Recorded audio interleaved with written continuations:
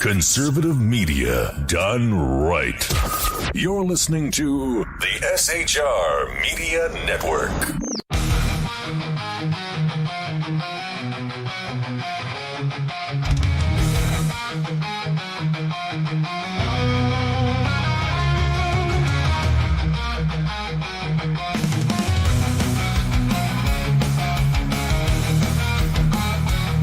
Get ready for truth bombs, belly laughs, and the kind of accent that turns car into a two-syllable adventure. Here's your host, Sean.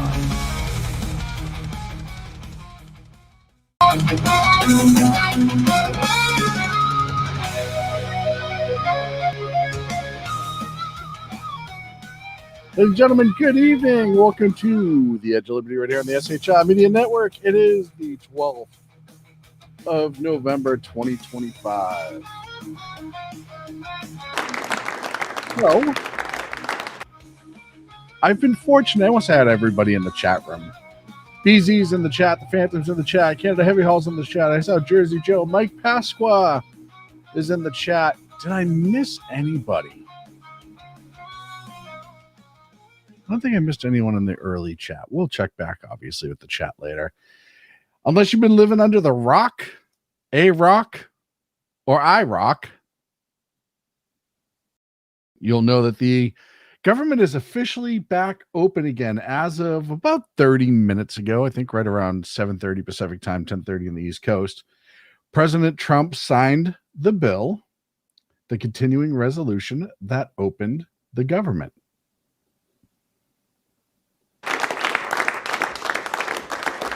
I just want to tell you the country has never been in better shape.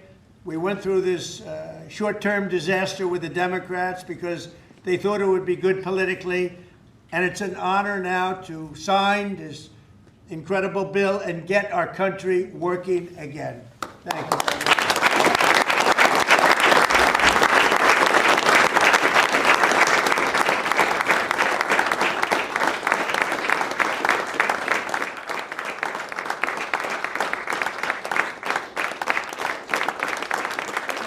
There you go. There it is. The bill signed, the government's back open until January 30th, at least. It's probably going to close again. We'll get to that. Don't worry about that part right now. Thank you, everybody, for being here. Make sure wherever you watch it from, please like and subscribe. If you're not watching on YouTube and you want to come over and join the chat, the live chat, you can do that. Go to YouTube. SHR Media is all you have to search. You'll see the little live circle. Click on it. Boom. In you go. The vote was held today in the House after what seemed like an hour of just Democrats shrieking. You know, there's a meme that I posted earlier, and it's just, you remember like 2 years ago, everybody was doing that whole like screaming up my anxiety. Not everybody. The lunatics were doing the whole I'm going to scream at whatever ails me, Trump, whatever. I'm going to scream through my vagina was the meme I posted earlier because whatever.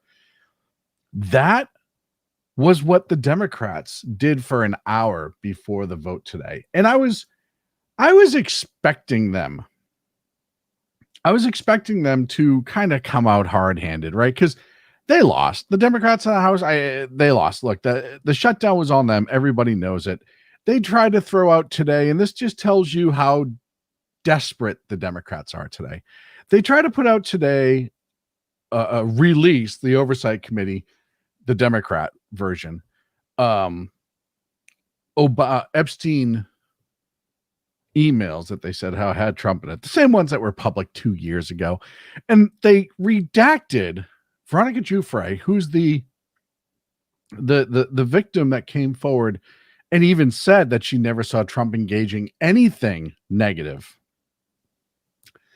They redacted her name and just put it as victim, and then used that as the evidence that Trump was mentioned in an email that, you know, he mentioned the Epstein mentioned the victim, Miss Giuffre, and then mentioned Trump. And they're trying to throw that out there like it was a big thing. And I'll tell you, for a couple of them, it's borderline lawsuit material, how they put it. Even even what was his name? The senator, their House, their representative from Massachusetts, who was doing all the talking today. A couple times he said things where I'm like, ooh, I know you know where the line is, but you're dangerously close to getting yourself sued. So they pant-wetted. They just repeated how many people are going to, their premiums are going to go up.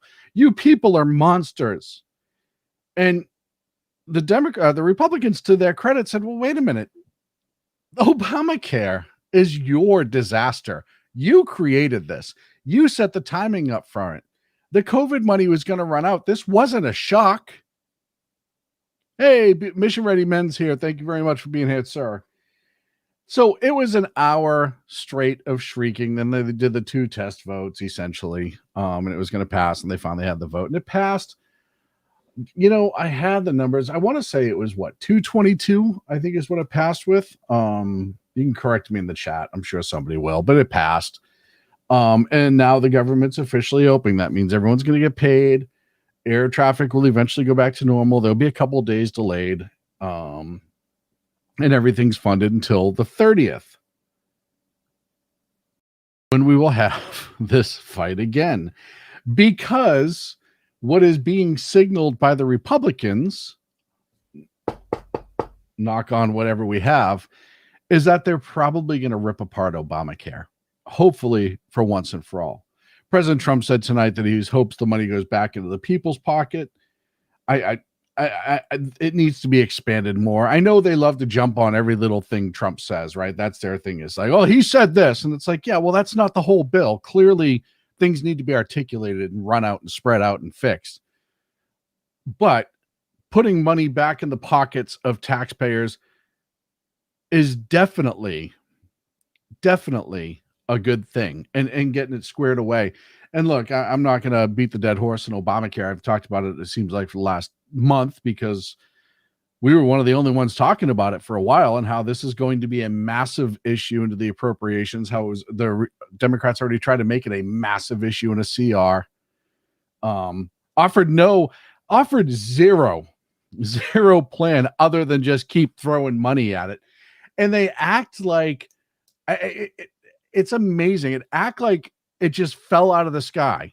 Like all of a sudden this was going to happen. They knew years ago and they weren't talking about it. What also blows me away too is a couple of things that I noted while watching them shriek like petulant children is, you know, all of a sudden the Epstein files is a big deal for them. Representative Bichette, and I have the video here. Here it is. Reminded them that before their little vote, because they threw that out, they swore in the new representative from Arizona, and then they said, "Oh, she signed on to the resolution that wants the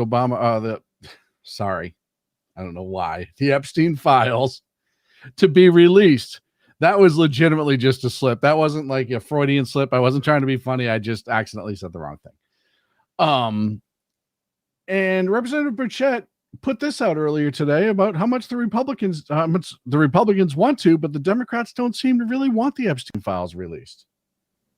Hey everybody, Tim Burchett just left the House floor, and I tried to do a UC unanimous consent of tried to get the Epstein files, get it straight to the floor, just to cut out all this nonsense, and and the Democrats blocked it, oddly enough.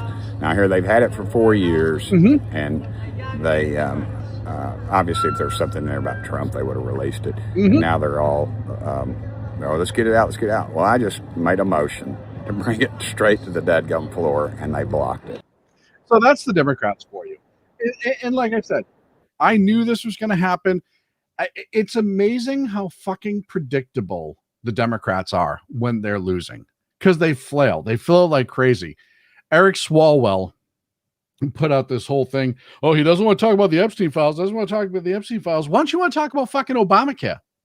Why don't you want to talk about that it's going to have to be destroyed? We've gotten to the point now with Obamacare where it's got to go one of two ways, and one way is fully not acceptable, which would be socialized medicine, right? Then why isn't there one Democrat with a hair on their sack who could turn around and say, you know what? This failed. outside of Fetterman, because Fetterman, I think, is right on the edge of saying it. This failed. We need to do this right. We need to fix it. And no, socialism is not the way. And that's going to be the fight. That's going to be what closes government next during the appropriations, is because I can't understand for the life of me why they protect Obama so much, why they protect Obamacare so much and his legacy. I can't understand it with all that they're seeing from it today. So it was open. It's it's funny to me how they went into it. And if you watched it all, we had it on SHR Media, we were watching live. They went into it like they had the upper hand, screaming, yelling. I forget the representative's name, but after AOC spoke, he said, well, it's nice to hear from the true leader of the Democratic Party, which she is. I don't have the video ready, but speaking of that, I said Monday night, and I think I wrote it in an article too, but I said Monday night that Bernie is intentionally burning down the Democratic Party because he's pissed about what they did to him when they chose Hillary over him. He is grooming, and I will use that term incredibly, these younger, super progressive, socialist, communist Democrats to be a problem within the Democratic Party and for the Democratic Party, and they are. And he was in an interview. Oh, Jesse Waters talked about it last night, which I was like, I guess somebody's watching my show.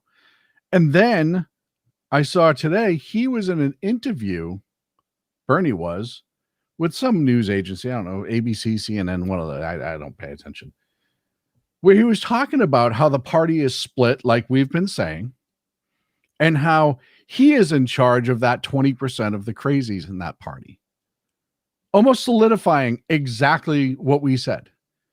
So when I tell you that there's a chance that the Democratic Party is going to split and eat itself alive, I am not fucking kidding. And it's awesome. I love to see it. Let's get caught up into the chat here. Jersey Joe says 222-209 was the final vote number. Thank you, Joe. BZ, they knew, they thought she was deceased and couldn't refute anything in regards to Veronica Giuffre. However, we have her testimony. I think the Lost Wanderer snuck in somewhere. I thought I saw him. Let's see. Democrats want it both ways because they know the electorate is stupid. Yeah, they always talk out of both sides of their mouth and both sides of their ass. I saw Mission Ready Men. They're just going back and forth, chatting back and forth. Okay, I'm all caught up on chat. Very, very cool. So yeah, president signed it. And then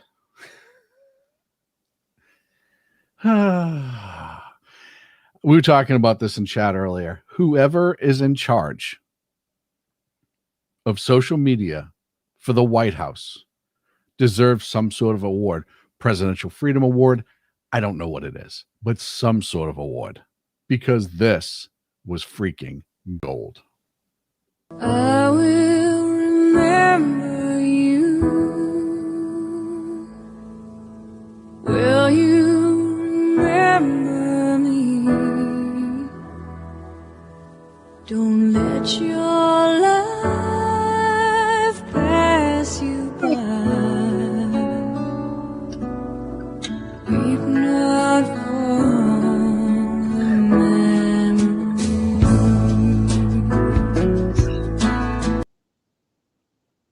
Whoever is the genius that puts that together.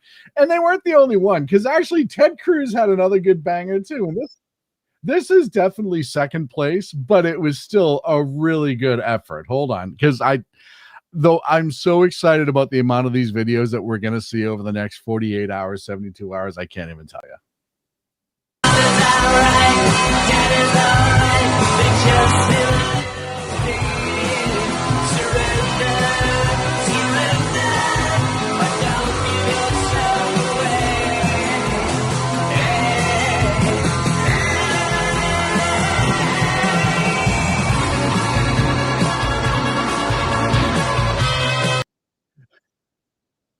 That is the most you're going to see Chuck Schumer ever move, ever again.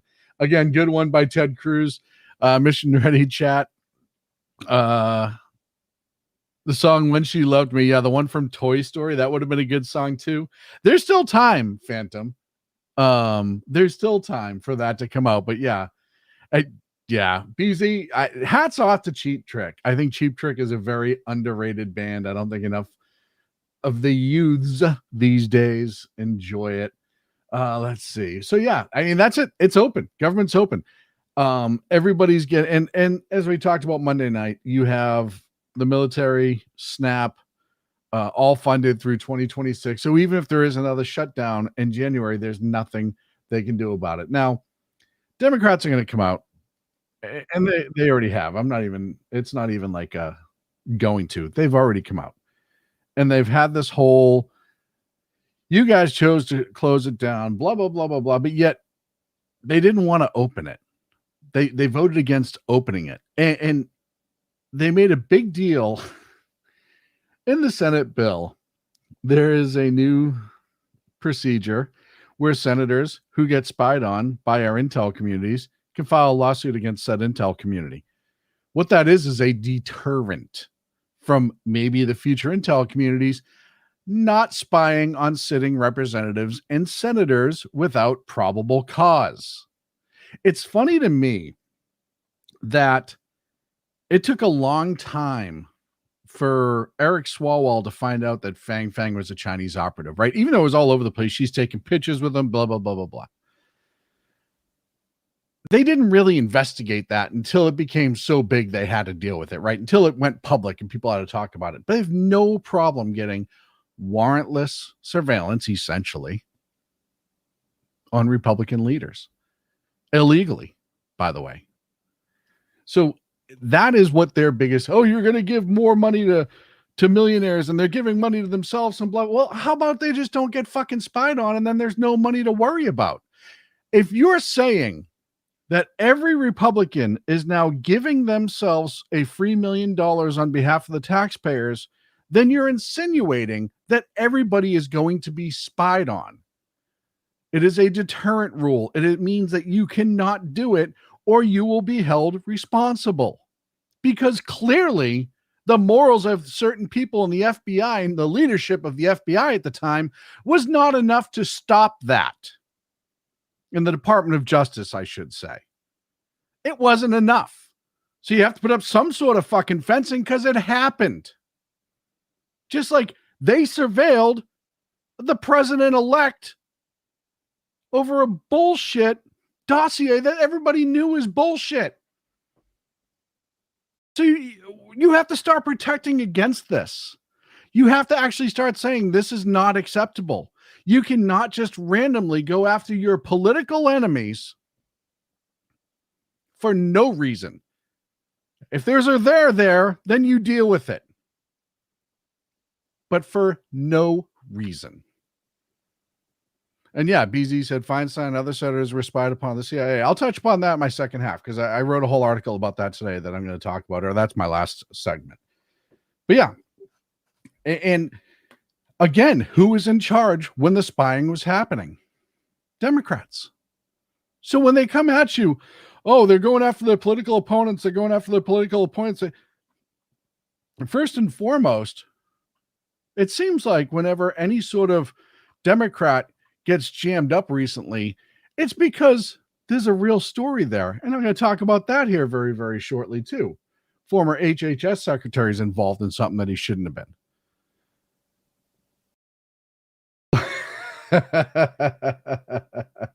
So I spoke earlier. It was Representative Brandon Gill from Texas.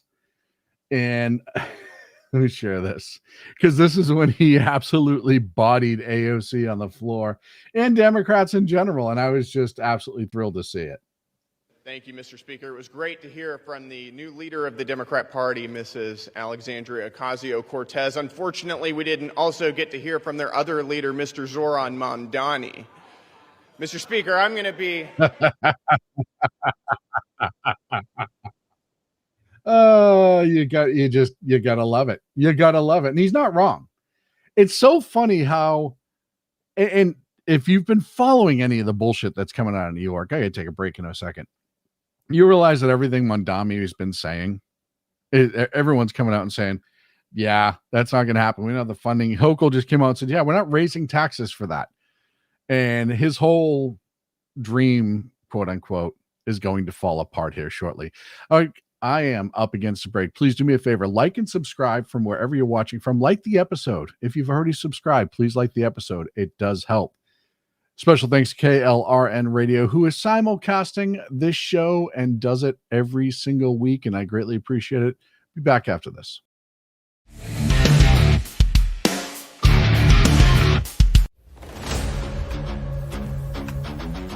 Welcome to River of Common Sense, where we cut through the noise of news and politics with a sharp wit and clear discussion.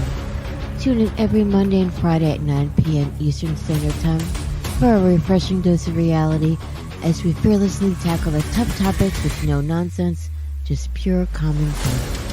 Visit shrmedia.com to discover where you can catch River of Common Sense in action. He's here to amplify your inner logic. He may not always be polite, he may not always be refined, but one thing's for sure, he always tells it like it is.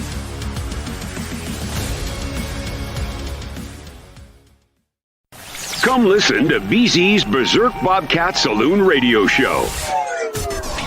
Live on select and exclusive Tuesday and Thursday nights at 11 p.m. Eastern, 10 p.m. Central, and 8 p.m. Pacific on the SHR Media Rumble channel, SHR Media YouTube channel, X, Twitch, Spreaker, and wherever great conservative podcasts are found.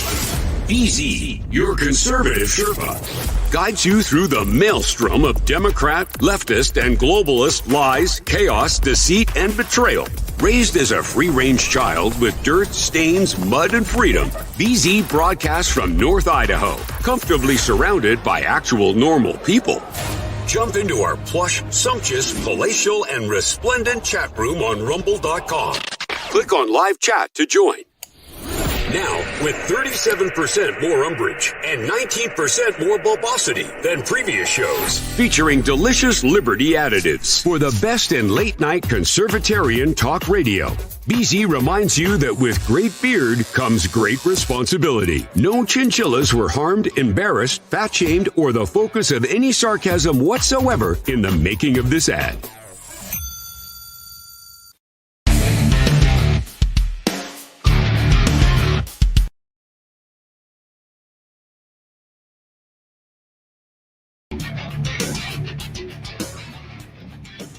Welcome back to the Edge of Liberty right here in the SHI Media Network. Thank you so much for joining us. Look, if you get a chance, go over to shimedia.com. There's a great article that Jersey Joe wrote about Marco Rubio absolutely slamming the EU. That comes on the heels of the United Kingdom allegedly saying, that they will not share any intel about the narco terrorists in South America anymore with us. They won't confirm or deny it because they do not speak at all about intel stuff over there. Going to the chat real quick. BZ says, can you imagine if Trump 45 could have done if he had not been consumed with lawsuits, impeachment investigations, and all that crap? Yeah. And as Mission Ready Men said, yep, I've said that many a times, and he's 100% right. So I'm going to go to California first. I'm going to do a whole bunch of small stories. We've talked about the shutdown and Obamacare so much that I got to break it up here a little bit or I'm going to go crazy. Just gloriousness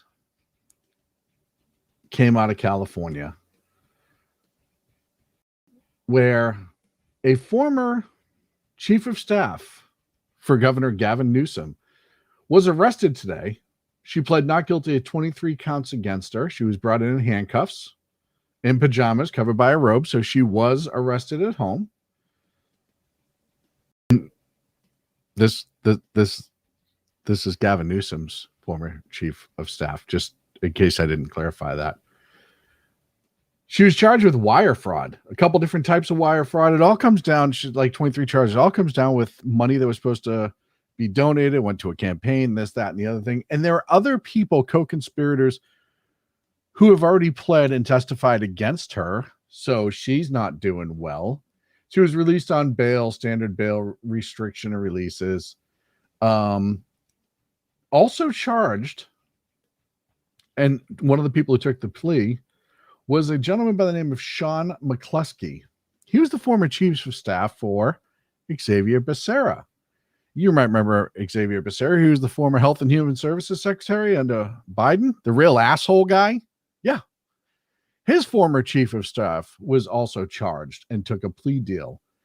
All of those cases are being unsealed right now. And of course,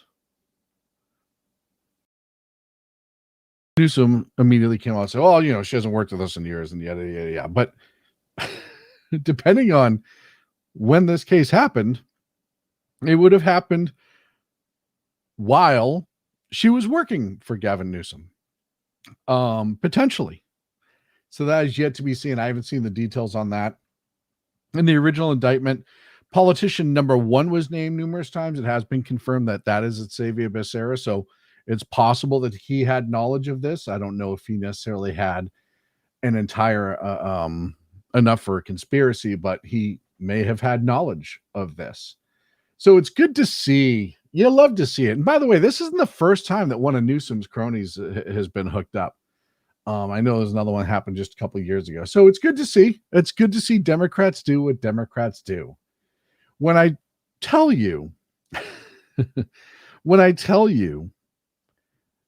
that there's a difference between prosecuting somebody for no cause and endless investigations and special counsels and spying on senators and actually investigating a crime that is alleged, getting enough for an arrest. Clearly, there's enough for more than that because you had 2 co-conspirators take plea deals. There's a big difference between those two things. One is we're going to throw shit at the legal wall and see what sticks. And the other one is we're going to hold people actually accountable for the crimes that they commit.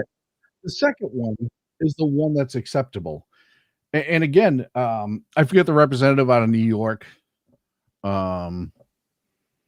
who got ousted from the House, and Trump commuted his sentence. He didn't pardon him. He just commuted his sentence. But when I saw the charges and I saw the evidence, I was like, yeah, he should be prosecuted. And he was convicted, and I was okay with that. That's part of process as well. That's part of our legal system. That's how it's supposed to operate. The people at the highest levels should be held most accountable, and not with lawfare, and not because you don't like their politics, and not because you're going to change misdemeanors into felonies so they meet certain standards so you can prosecute something that was outside of the time frame that you were allowed to prosecute. No. That's lawfare. There's a humongous friggin' difference. So speaking of should be held accountable, everybody's favorite ratchet representative, the one, she's just, I showed you Monday night, people are kissing her feet, literally. Well, it's come out that she's got a little bit of a spending habit, just a little bit. Since January, she has been spending way too much money for her little trips. And people are starting to talk about it. And this is from Fox News. The hog right now. And for a woman who is openly flirting with trying to run for Texas Senate seat against Senator either John Cornyn or whoever comes out of that primary, you are seeing a woman who's not spending an awful lot of time in Texas. That whole list of places she's been living high on the hog, I didn't see anything mentioning Dallas. Yeah, so Jazzy's just out living the rock star life. And I know, we all know how she's going to defend this, that this is racism and she's not the only person who's ever done this. And this isn't problematic because she's still representing her people. And sometimes you have to travel to represent and yada, yada, yada. But that's not what's going on here. We all know what's going on here. The same thing we see with a lot of other young politicians who come into power and prominence quickly, and they become semi-famous quickly. They start acting like rock stars. They're not smart enough to stay quiet because they live in this bubble where everything they do is right. They don't have any real rules for themselves. Everything is other people's money, including taxpayers, and they act a fool. And then when they get caught, And you're going to see this with Jazzy when she gets caught, or now that she's been caught, every excuse in the world about how it's every other problem but her. Everybody else is the problem. You're wrong for calling me out on this, and they were wrong for inviting me to that. And I was wrong. Nope, it wasn't me. It was actually my aide who booked me on this, and I didn't know it was from taxpayer money. I thought it was all of that shit. All of that shit is going to be brought up. So it's insane to me just how I already know it's coming, and I'm already pre-annoyed that she's going to say how this wasn't her fault. Oh, Sean, you shouldn't judge her so harshly. No. I'll tell you right now. Yeah, exactly. BZ, thank you, sir. If I had your bell, I'd be ringing it right now. Jasmine Crockett is such an easy mark. She's almost as stupid as Hank Johnson. Almost, right. And Hank Johnson remembered during a testimony in a hearing in the House, asked a military general if we put too many people on top of the island of Guam, if it is in danger of tipping over. And it was not tongue-in-cheek. It was an entirely serious conversation. Like Guam was just a floating island. Like all islands just float. I mean, yeah, Jazzy, he was not joking. And Jazzy's right around there. Another story that I thought was interesting, and look, we've all seen for the last, since Trump announced that he was going to run for office, all the different fake outrage and all the different acts of exaggeration to try to make people seem victimized. And one of the big ones you see anytime reproductive rights come up, or women in general come up, is The Handmaid's Tale, right? And they always talk about that. The author, Margaret Atwood, was being interviewed by CBS, and she essentially talked about, how she can't believe her book is banned because it's not being allowed in some schools. First of all, if you ever saw the shows, I didn't even read the book, but if you ever saw the shows, and I know people have read the book, there is a ton of borderline porn in it. I saw the series. I actually enjoyed the series. I thought it was well done. However, it is not a book for youths. Certainly not to be checked out of a library in a school. If a parent wants to give it to their youth and they're mature enough and they make that decision, I'm totally okay with that. But she's trying to say how this book is banned. And meanwhile, I looked, it has something like 1.2 million reviews on Amazon, which is amazing for a banned book, because usually a banned book equals 0. And this is another one of the BS things that media has been doing for years, and some of us have been calling them out, but not enough. Using words like banned just because it's not being allowed to be shown to children or given to children. That's not banning it. That is leaving the decision for something that is borderline pornography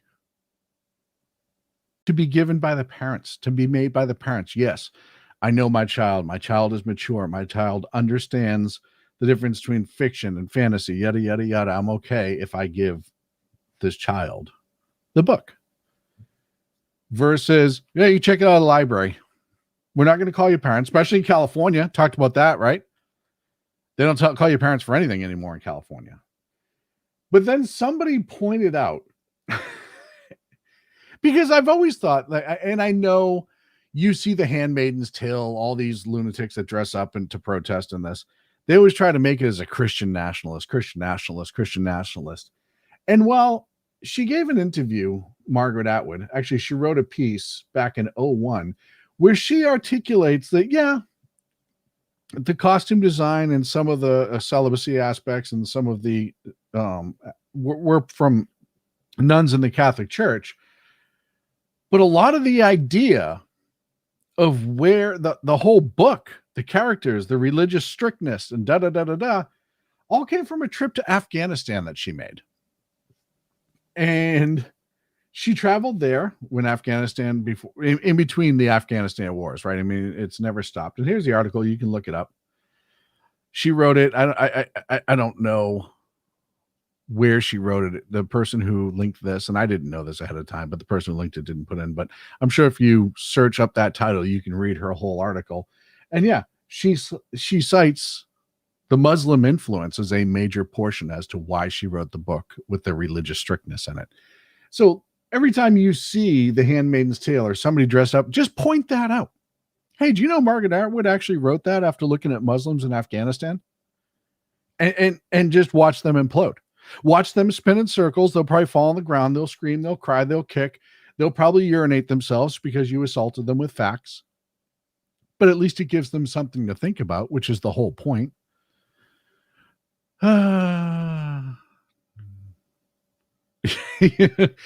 about Hank Johnson and Guam. This is one of those stories, and I wish I had the clip ready because I didn't think I'd be talking about it tonight. It's one of those stories that for years on Sackheads, we talked about it. And every time somebody said something stupid, we called it like a Hank Johnson. Oh, we called it a Guam moment. Is that a Guam moment? Is that a Guam moment? Are they tipping over? And yeah, same thing. It's why you don't park too many semi trucks on one side of the truck stop, because the truck stop itself could tip over. So yeah. Jersey Joe said, for a banned book I found on Amazon Easy. Yeah, it's so banned you can get it paperback, hardback, or digital, and they actually have an audiobook version, or you can watch the TV show.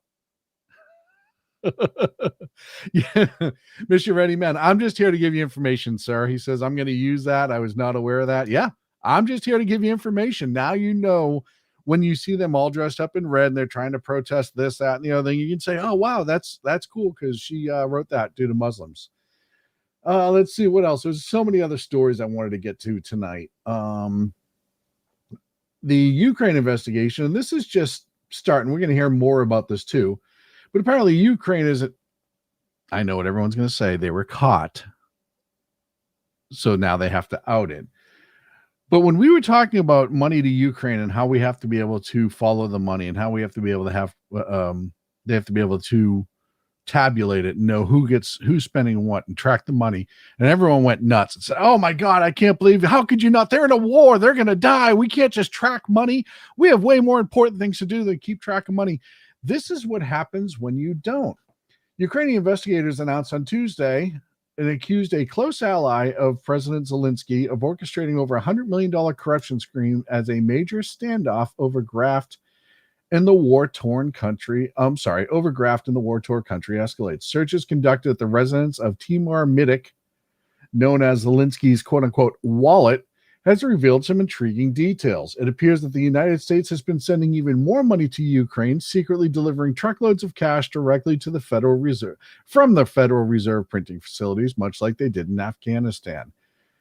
The confiscated bundles of U.S. dollars were reportedly still sealed in their federal packaging. That's impossible, you say. Well, there it is. That's the evidence that's being presented. You can see they're still wrapped up in the Federal Reserve packaging. This one here is from Atlanta in the circle. The one underneath that's from Kansas City. I think this one down here is Minnesota. And yeah, so when we were screaming that there needs to be accountability with the money that we're giving Ukraine, it's because we know how this goes. We know how this works. We're not dumb. We're not mean. We just know if you don't have any guardrails against this, corruption is going to run rampant. And it did in the Ukraine. What do I get? 2 minutes left. What do I have for 2 minutes? I know I got a bunch of little stories in here. Oh, yeah. Where is it? Yep, there it is. So BZ mentioned the joke of the truck drivers, so I might as well talk about the CDLs in California. Secretary Duffy posted on X today, California governor and his state were caught red-handed weeks after claiming they did nothing wrong. Now they were exposed. 17,000 illegally issued CDL licenses are now being revoked. 17,000 in California alone. This is just beginning. California must revoke every illegally issued license, or I will pull $160 million in funds. As you remember, the governor's press office, who you haven't heard much from lately, have you? Put this out the first time this allegation was made Lies. Cosplay Christie and Road Rules Duffy. They were still trying to do the whole pretending I'm Donald Trump thing. Can't keep their stories straight. Here are the facts. Non-citizens are eligible for CDLs. Christie and Sean should know that. Which they are not. And if you've ever had to get a CDL like I have, like Canada Heavy Haul has, you will absolutely learn that as part of Canada Heavy Haul. I don't know if you went up there because you got it in a different country than mine. But I can tell you in the US, they make that very clear at the beginning and before you go get fingerprinted and before you do your little background that you have to give them. They ask for a lot of information, which is why it blew my mind that there were so many CDLs that were illegally distributed from the state of California, because it should be next to dear impossible. When I get back, we talk about China a little bit, because in all of the shutdown talk and all of the BS that's been going on for the last 41 days, we've lost sight of some of the bigger issues that are going on worldwide. And I think China is something that we should all take a look at and have it refresh in our memory. We'll be back right after this.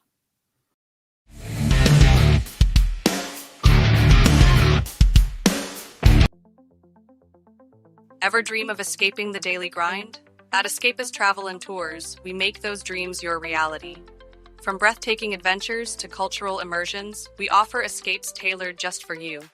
Let us take you to places where every moment feels like a new chapter in your life's adventure.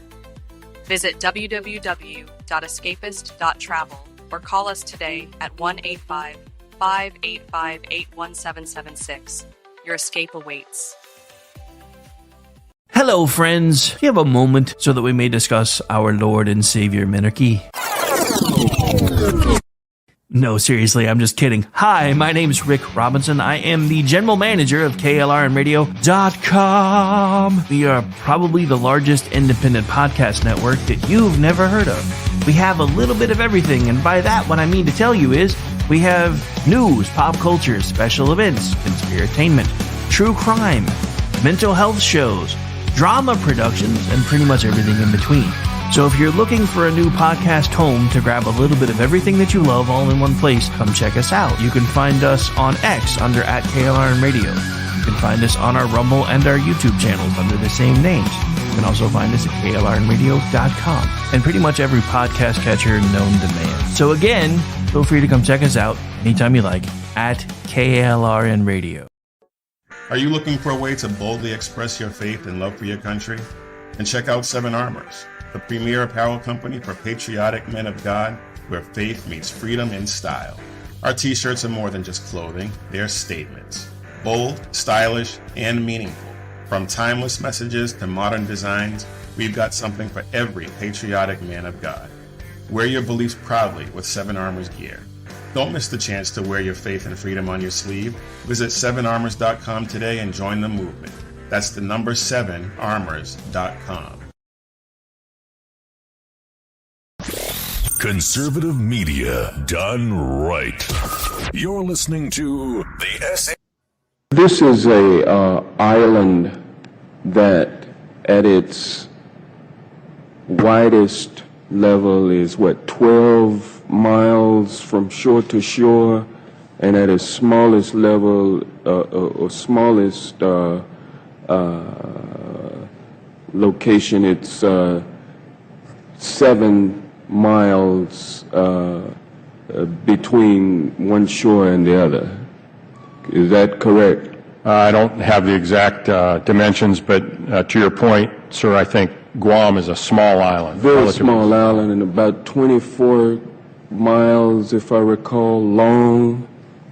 So 24 miles long, about 7 miles wide at the least widest place on the island, and about 12 miles wide on the widest part of the island. And I don't know how many square miles that is. Do you happen to know? I don't have that figure with me, sir. I can certainly supply it to you if you'd like. Yeah, my fear is that the whole island will become so overly populated that it will tip over and capsize. We don't anticipate. If you ever wonder if you're smart enough to run for office, maybe you're a good person. You're like, I don't know if I have the wherewithal. I don't know if I have the ability. I don't know if I have the brains. Just remember, if Hank Johnson can do it, you can do it too. He also is released this horrible video about Trump. You remember that when he was playing guitar, trying to sing the blues? It's so amazing to me how out of touch, and there's a difference between like not being funny and just being out of touch and dumb, but some of our politicians are. It's amazing. Canada Heavy Hall did say it's the same up here. You're going to be a permanent resident to obtain a CDL up here. And it's so funny because even though I say his name, his screen name, I know his personal name. I actually talked to him off air. I forget because we met talking about trucking. He's a trucker. I was a trucker. And I forget he's Canadian sometimes. I feel like we talked so much about the industry as friends. We called each other, especially when I was on the road. We called each other almost all the time. And I forget that he's all the way up there in Canada. So earlier when I was like, well, yeah, Canada Heavy All and we both got our CDLs. And I was like, oh, yeah, but he got his an entirely different freaking country. Mission Ready Men, he did, in fact, talking about Hank Johnson, he did actually graduate law school. And just like Kamala, just because somebody helped you through law school and you were able to memorize the questions on the test does not necessarily mean you were know what you're talking about. And Canada Heavy Haul, yes, you were first generation Canadian. You have American blood in you. You have the blood of the eagle, as you just said. So yeah, I hope I get everybody caught up on that. All the behind the scenes, the inside baseball, if you will. Not that anybody gives a shit. Let's talk about China. So, as we all know the big stories, right, that happen all the time. We know about Fang Fang and Eric Swalwell. I still have said this, that I would like to have that investigation revisited because of who did the investigation. And as we see under that regime, there's no way of knowing if the investigation was done truthfully or if they just buried a spying deal. The same thing under Feinstein. Dianne Feinstein, former senator, she was a driver for years. She was one of the most powerful senators in Washington. She was in every close meeting. She knew, I think she was on, I think she was on all of the subcommittees at one point, including the national security one. She knew secrets, highest level. And her driver was long suspected of being a spy for Chinese intelligence. He was removed, and like Fang Fang, he fled the country. They know he had confirming contacts with the Chinese consulate in San Francisco. He was a spy. Fled the country, never heard from him again.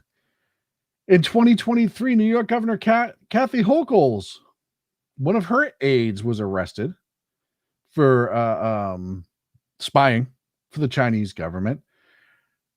A staffer by the name of Midi Zhu was accused of acting as an undeclared agent of the Chinese Communist Party. Reports claim Zhu passed political and constituent information to Chinese contacts while employed in the governor's office. The FBI has not confirmed the formal indictment, but it follows a case similar of recruitments through staff, friends, and social networks. So they're trying, and it's not just on that level.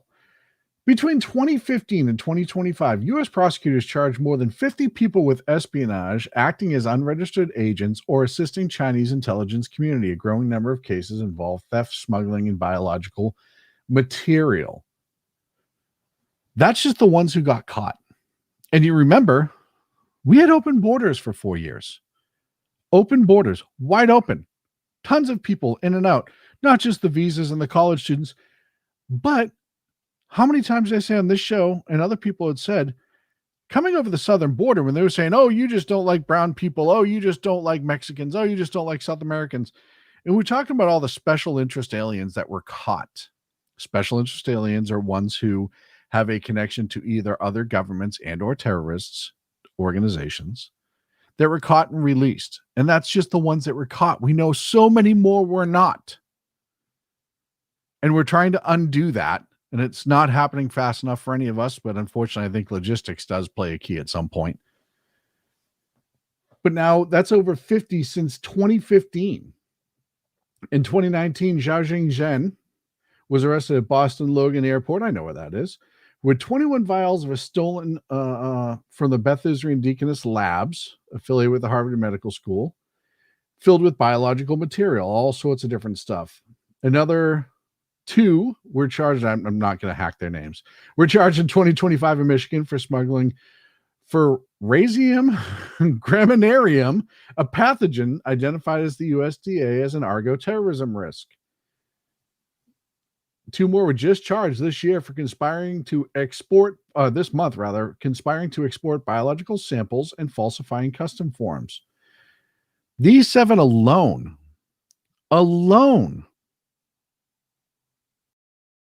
were caught with biological stuff. Yeah, there was a case out of Fresno. There was another case in the Valley as well, where they caught Chinese nationals who were making biological pathogens in different labs, including Ebola. There was also another one that was caught making COVID tests during a bunch of COVID. That was in the Valley as well here in California. And they were also caught with other biological items that they were trying to create in that lab in the middle of nowhere in the desert. Then he brings you to the police stations.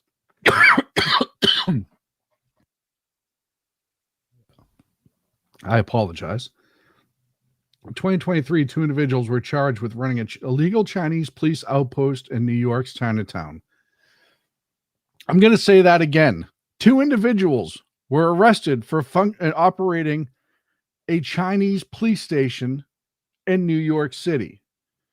They pled guilty to the act and as acting as an unregistered alien of the Chinese government.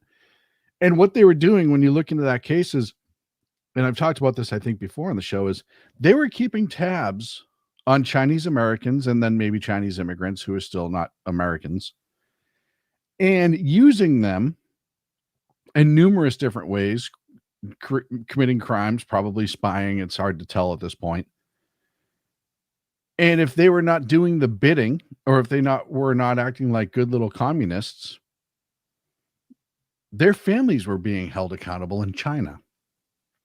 They were threatening to imprison, abuse, whatever Chinese communists do to people who when they want to get even. I'll go with that in a minute, Joe. Thank you. But yeah, in 2020 and 2022, under Operation Fox Hunt, the Department of Justice charged 14 people for stalking and threatening Chinese dissidents living in the U.S., probably the same type of operation, part of an effort to pressure them to return to China. In 2025, Secret Service and FBI, and we talked about this on the show, seized a Chinese telecom data center in New York containing over 300 servers, 100,000 SIM cards, and used to reroute phone traffic. Officials posed as an imminent threat to the Americans' emergency network. Now, let's talk about land. USDA 2023 reported the Chinese link buyers now own or control about 384,000 acres of U.S. land, up from 75,000 in 2010. That represents less than 1% of the foreign-held farmland. But where the parcels are located, that's the problem. They're located close to military bases, and many are concerned about spying on the U.S. military bases. Some of them abut Grand Forks Air Base in North Dakota and Laughlin Air Force Base in Texas. The Trump administration and several states on their own have announced that they're going to move to restrict or ban Chinese acquisition of land. The concern is that they already have it and what they've gained with knowledge so far. Why do I bring all of that up? Well, Trump just had the meeting with China. We're getting into the tariff conversations, all of that stuff. And we're, as a nation, we have a tendency to forget all of the threats when we're focused on 1 or 2 incidents. Like I talked about, the UK stopped, everyone's focused on Europe and Russia, and everyone's focused on Israel and Gaza and now South America. And we forget that the Chinese are still the biggest threat to our national security, to our economy, to our way of life, because of how they operate, because of what they do, because of who they are. Remember, they're communists. And just because they've adopted this modern capitalistic way of doing communism, it's still communism. It's all about power and control and seizing the means of production at the end of the day. You think about all the espionage that they've done with businesses and the amount of patents that they've stolen and products and intelligence that they've stolen. And it reminds me how dangerous they are. And I bring this up because we have so many people in this country who are embracing socialism and communism, you know, Mondami being elected and the Squad and Bernie and all the other ones.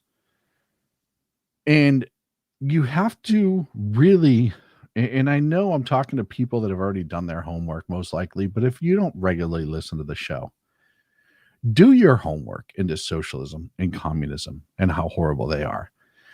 Look at what they've done or will do to us, or what they would like to try to do to us. And yes, I'm glad BZ brought that up because I did not mention the Chinese spy balloon.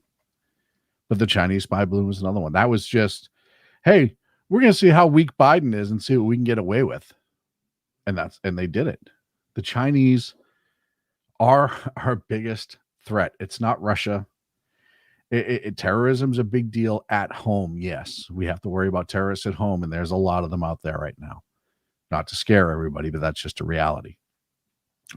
But if there's any nation that can hurt our economy, if there's any nation that could hurt our businesses, copy projects, steal money essentially out of your pocket and my pocket to enrich themselves, and all the while treat their people like absolute garbage in ways that you cannot comprehend, it is China.